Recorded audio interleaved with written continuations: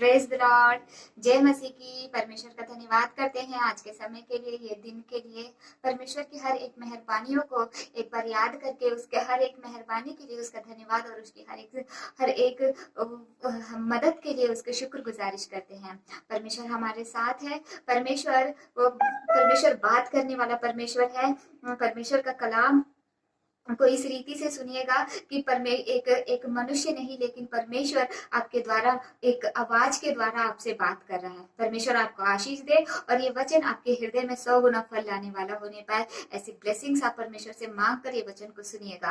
परमेश्वर का धन्यवाद करते हैं। आज का वचन रोमियो की किताब से हम पढ़ेंगे, जो कि रोमियो के 12 में कुछ इस तरह से लिखा है। आप सब अपने अपने कलामों को निकाले और उसमें थोड़ा सा आप पढ़ने की कोशिश करें कि क्या लिखा है और क्या आज पवित्र आत्मा परमेश्वर हमें समझाने की कोशिश कर रहा है कि क्या करना चाहिए। पौलुस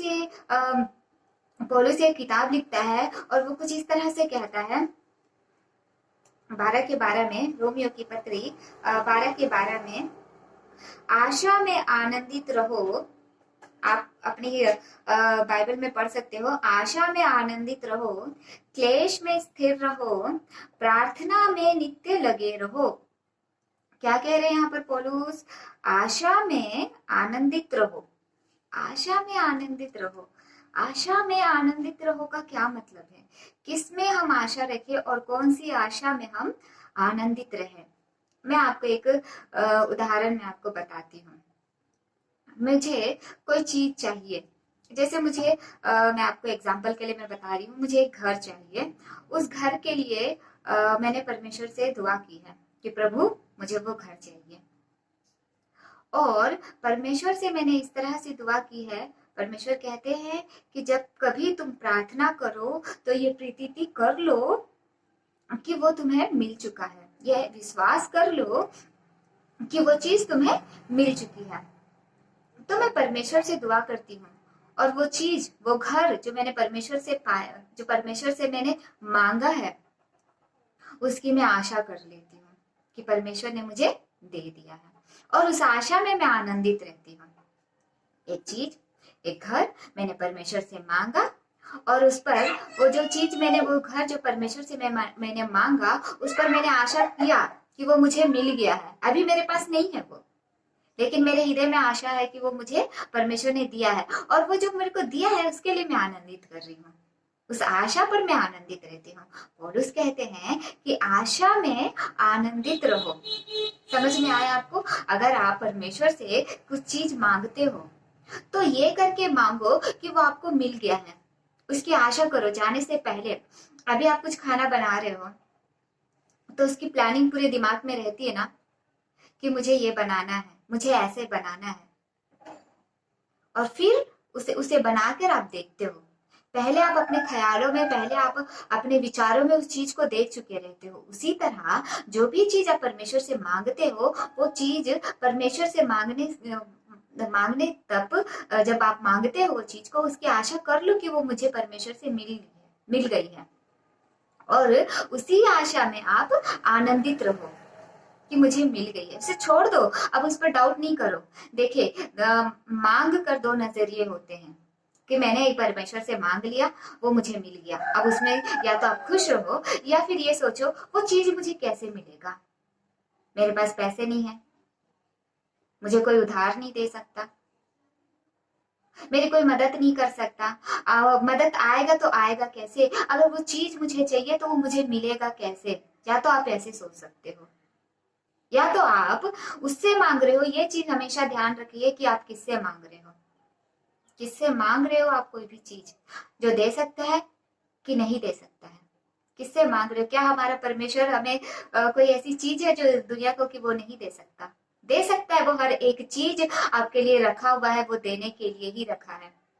वो अपने आप को खुद वो आपको दे सकता है, अपनी जान तक वो आपके लिए दे सकता है। तो कोई चीज उसके लिए कोई मायने नहीं रखती कि वो आपको ना दे।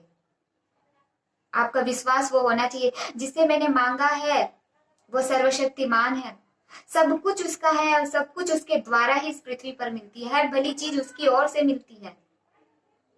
तो ये विश्वास और ये आशा जब आप उससे मांगते हो तो उसके उसके अंदर होनी चाहिए कि मैंने मांगा है। उस चीज पर आप आशा रखो और उस आशा पर आप आनंदित रखो। पौलुस कहते हैं ये उससे मांगा है जो देता है। उसने कहा है मुझे मांगने के लिए, कहता है वो मांगो मैं तुम्हें दूंगा। ये होता है आशा रखना।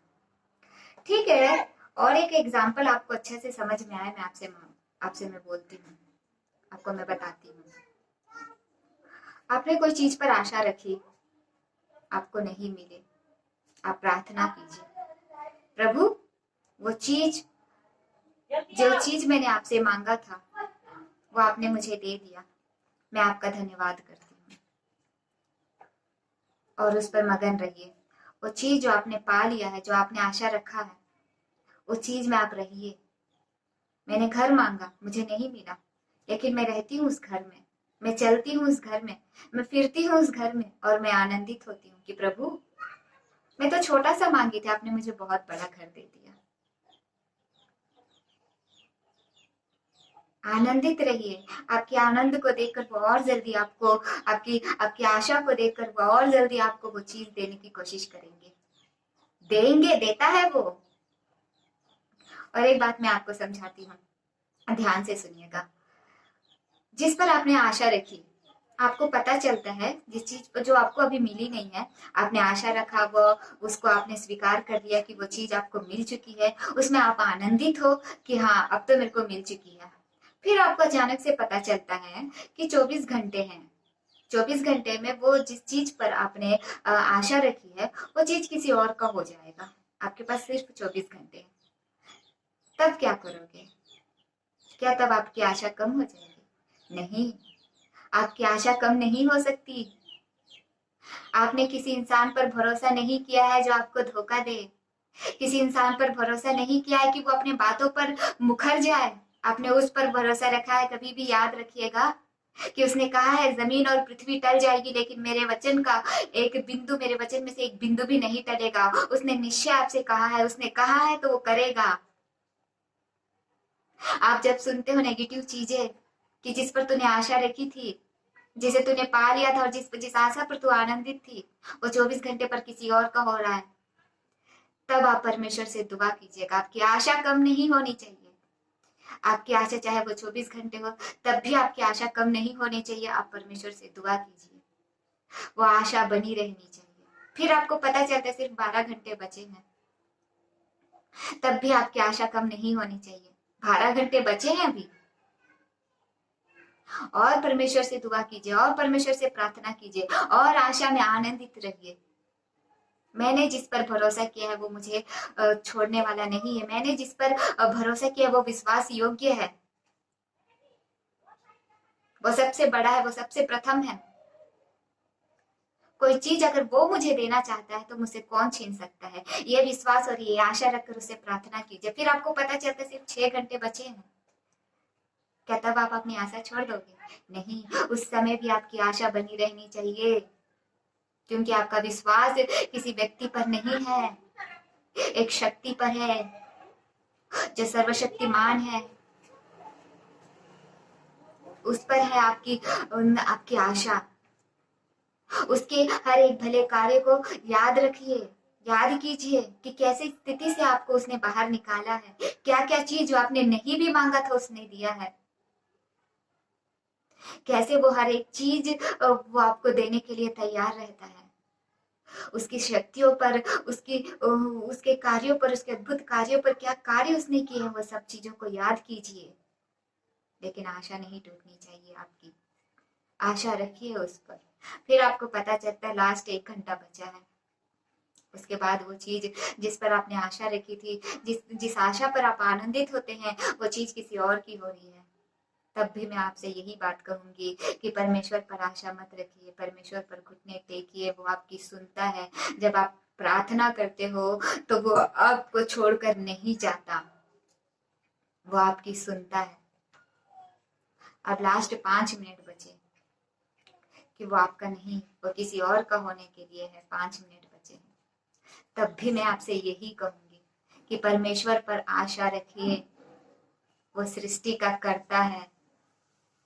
मैं आपसे यहाँ पर एक बात कहूंगी, उसे 5 घंटे 5 मिनट या 12 घंटे की जरूरत नहीं है। वो सर्वशक्तिमान परमेश्वर है। अगर वो आपको कुछ दिया है, आपने अगर उससे कुछ आशा रखी है, तो उसे 1 सेकंड नहीं लगता कि वो चीज वो आपके गोदी में डाल दे।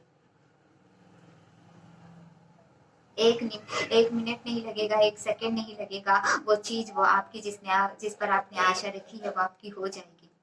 यहाँ पर सिर्फ एक एक घर की बात मैं नहीं कर रही हूँ, मैं ये आपको एग्जाम्पल के लिए बता रही हूँ। चाहे आप कोई सी भी आशा क्यों ना हो, अगर आप ये आशा रखते हो कि मेरे बच्चे के अंदर मैं परमेश्वर का गुण देखूं, तो अपने दिमाग में सोचिए कि मेरा बच्चा परमेश्वर के गुण पे चल रहा है, उस पर आशा कीजिए।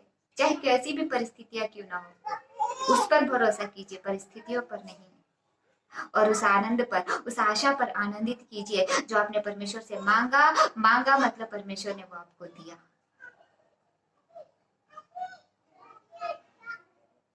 प्रेज द लॉर्ड, परमेश्वर की महिमा हो। समझ में आया कि आशा में आनंदित रखना क्या होता है।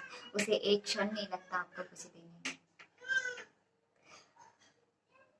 बस वो एक गवाही के लिए कि हम उसके गवाह ठहरे, वो इसीलिए वो देरी करता है, इसीलिए वो हमें परीक्षा में डालता है।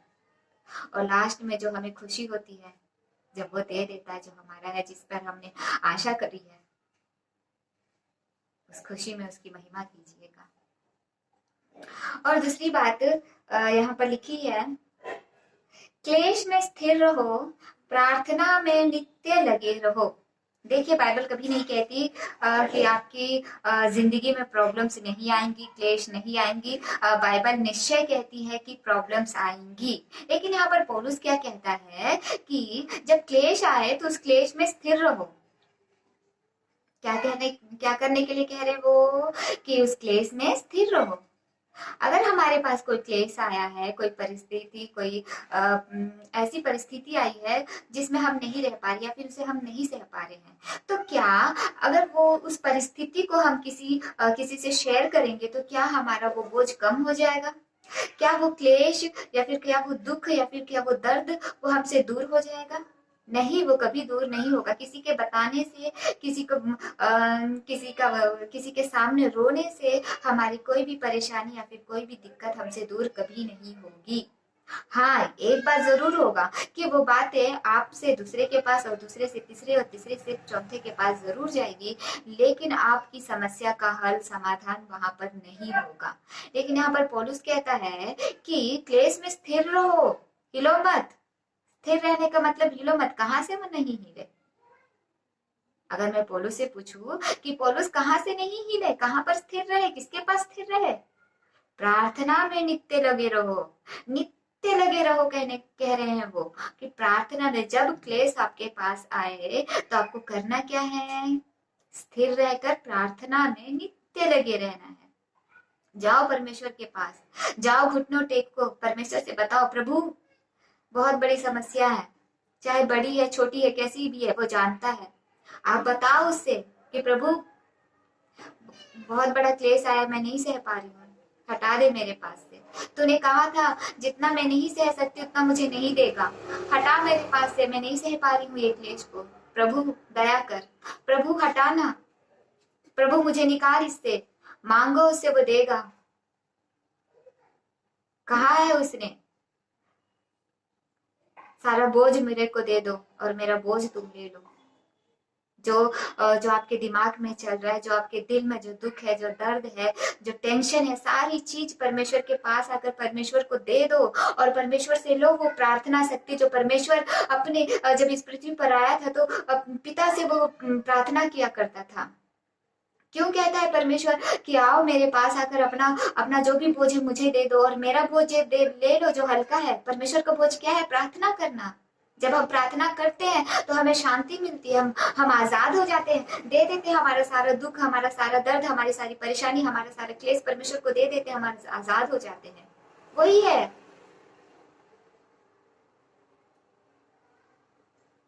मांगो परमेश्वर से कि प्रभु उसके वचन उसको याद दिलाओ कि तूने कहा था खुदा कि मैं यीशु के नाम से जो मांगूंगी वो मुझे मिल जाएगा।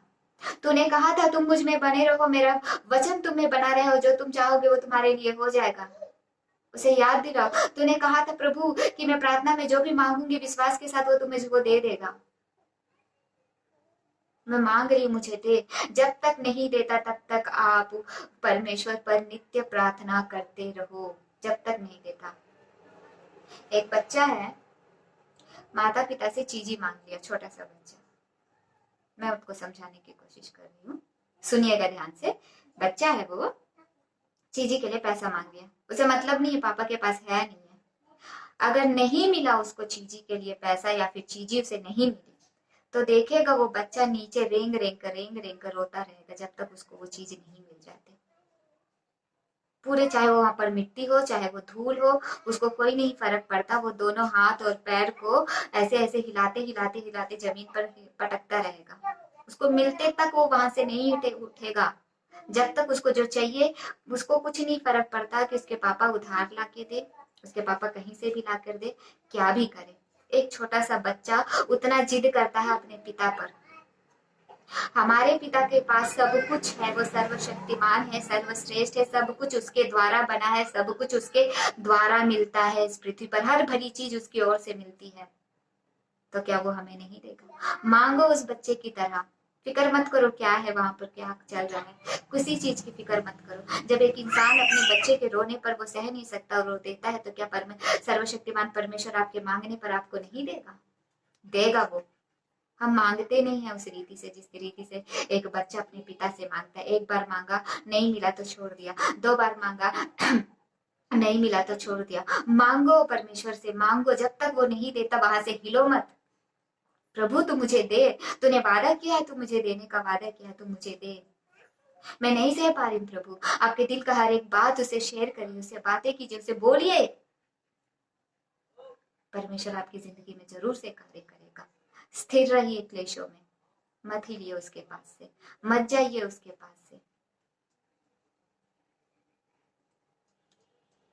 अगर आप रो रहे हो और उसका उसका हाथ पकड़े हो, प्रभु मुझे देना, मुझे चाहिए, प्रभु मैं खुश नहीं हूँ, प्रभु बहुत बड़े क्लेश से मैं सह नहीं पा रही हूँ। अगर आप ऐसे उसका हाथ पकड़ के खींच खींच के उसे बार बार अपनी समस्या याद दिला रहे हो, बोल रहे हो, तो क्या परमेश्वर, आप ये सोचते हो कि आप, हमारा परमेश्वर कठिन है, आपके हाथ को छिड़क के छोड़ के चला जाएगा? नहीं। वो परमेश्वर है जो हमारे बाल तक को गिन के रखता है। हमारे लिए स्वर्ग के दूत को बॉडीगार्ड्स की तरह तैनात करके रखता है हमारे चारों तरफ। आप रोते हो, रोकर आंसू को पोंछ देते हो, कपड़े से पोंछते हो, फेंक देते हो, लेकिन परमेश्वर अगर हम रोते हैं तो उस आंसुओं को भी कुप्पी में छुपा कर रखता है। वो आपको प्रार्थना करते समय आपको छोड़कर नहीं जाएगा। प्रार्थना करते समय वो आपको सुनेगा, आपकी जिंदगी में कार्य करेगा, आपको उस जगह से निकालेगा। लेकिन आप प्रार्थना में नित्य लगे रहो जब तक उसके पास से आंसर नहीं मिलता। उस बच्चे की तरह जब तक उसको एक इंसान से, उसके पापा से चीज ही नहीं मिलता, तब तक वो नहीं छोड़ता। उस तरह आप प्रार्थना में लगे रहो।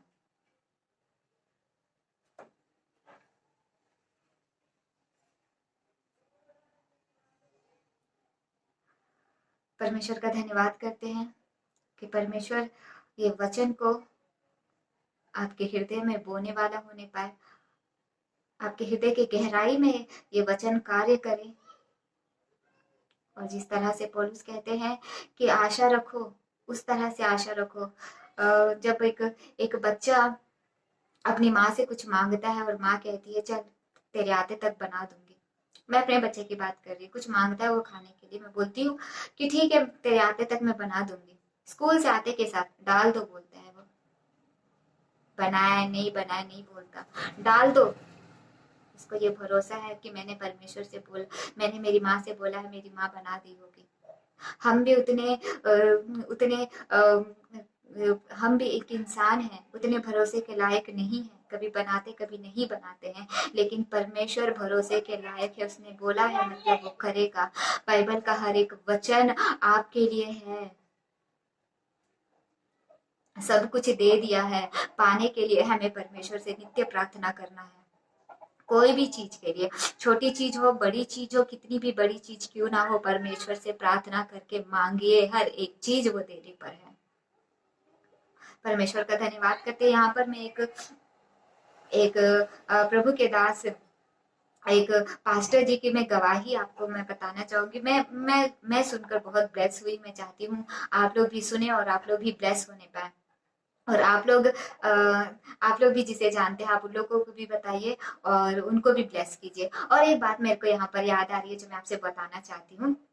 देखिए, हम सोचते हैं अगर हम कोई अच्छा काम किया है, पता है इस दुनिया में कि हम अच्छा काम करें, दूसरों को खाना देना, पानी देना, कपड़े देना, कुछ मदद कर देना, ये सबसे भी बढ़कर एक अच्छा काम है इस पृथ्वी पर जो परमेश्वर ने हमें दिया है। एक व्यक्ति के लिए प्रार्थना करना, वो बहुत बहुत ब्लेसिंग का काम है और वो अच्छा काम है परमेश्वर की दृष्टि में। क्यों पता है, समाज में बहुत सारे ऐसे लोग हैं जिनके पास खाना नहीं है, पानी नहीं है, वो लोगों की मदद करते हैं। लेकिन ऐसे बहुत सारे लोग हैं जो नरक में जा रहे हैं, जहां पर कुछ नहीं है, जहां पर आग है। बहुत सारे लोगों को तो शायद पता भी नहीं होगा कि वो लोग नरक में क्यों जा रहे हैं।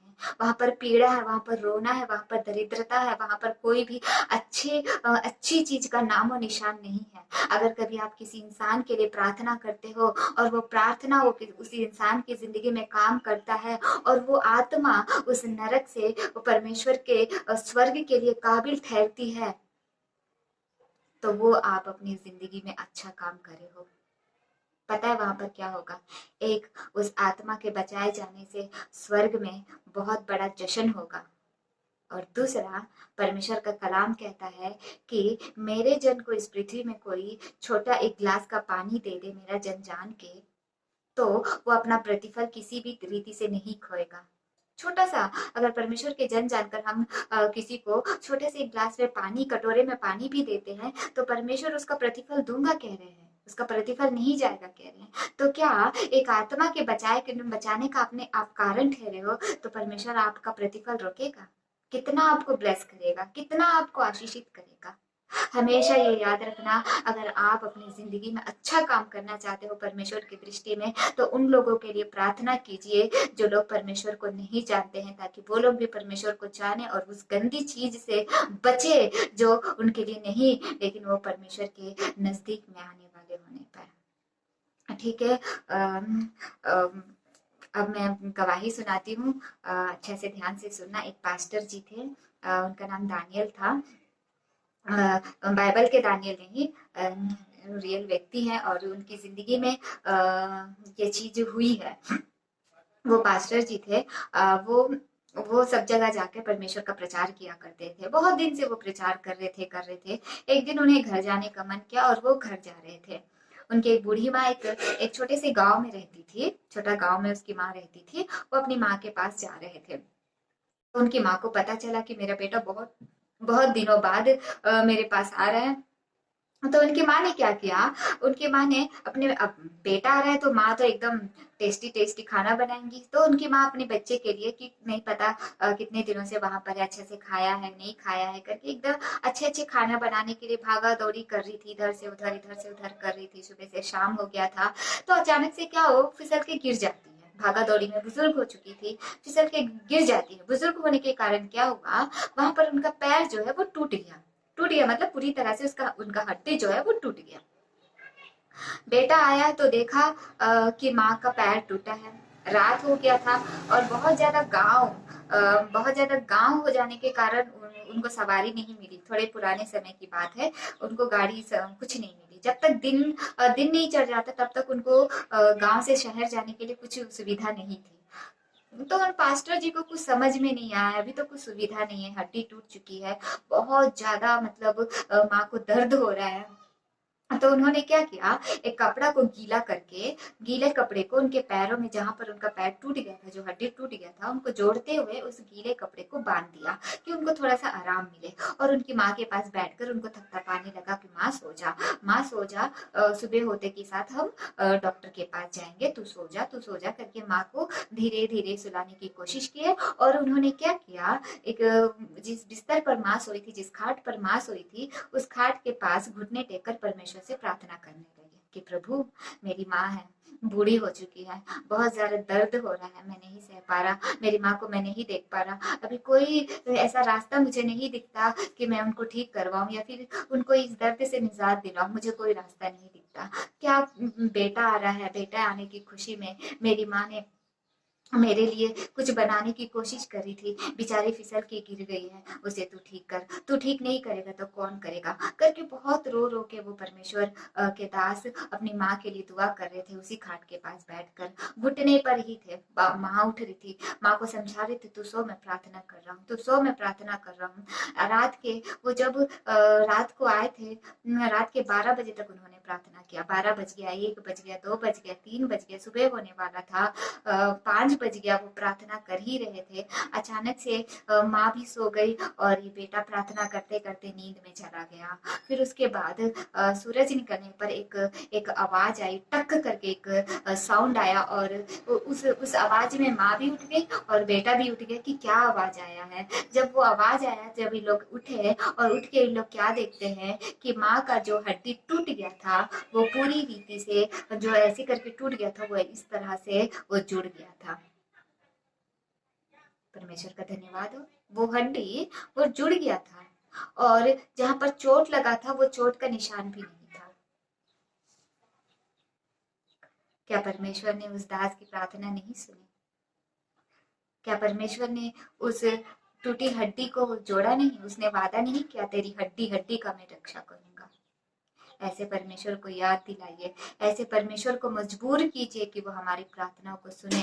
वो पहले जैसे कार्य करता था वो आज भी ऐसे कार्य करना जानता है, वो नहीं बदला है। हम और हमारी प्रार्थनाएं और हमारा विश्वास बदल गया है। प्रार्थना में स्ट्रांग रहिए और नित्य प्रार्थना करते रहिए। परमेश्वर आप सबको ब्लेस करे। प्रेज द लॉर्ड और आमीन।